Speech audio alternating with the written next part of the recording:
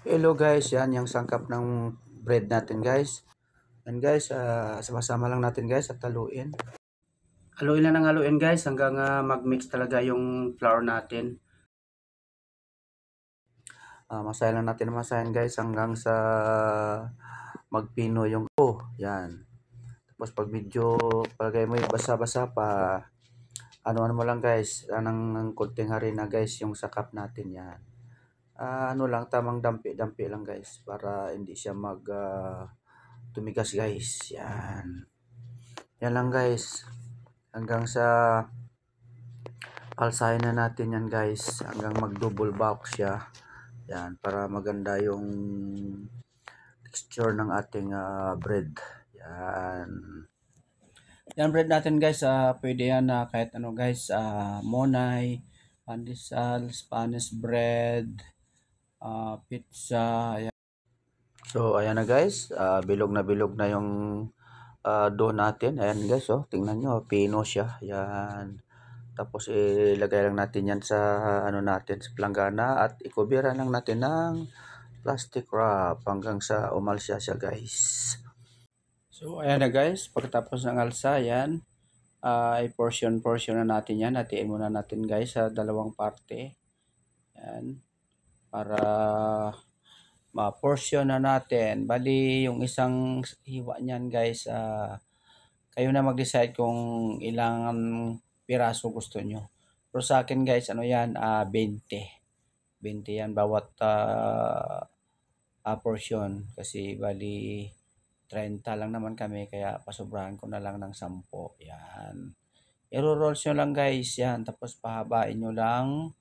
Yan. Tapos kayo na mag-decide guys kung ilang putol ang gusto ninyo. Kung paramihin nyo, alam mo, pandesal, yan.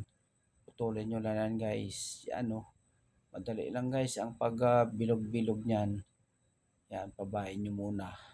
Para makarami kayong putol. Kung ilang putol ang gusto nyo. Kung maliliit o malalaki. Yan. So ayan guys. Mahaba na siya.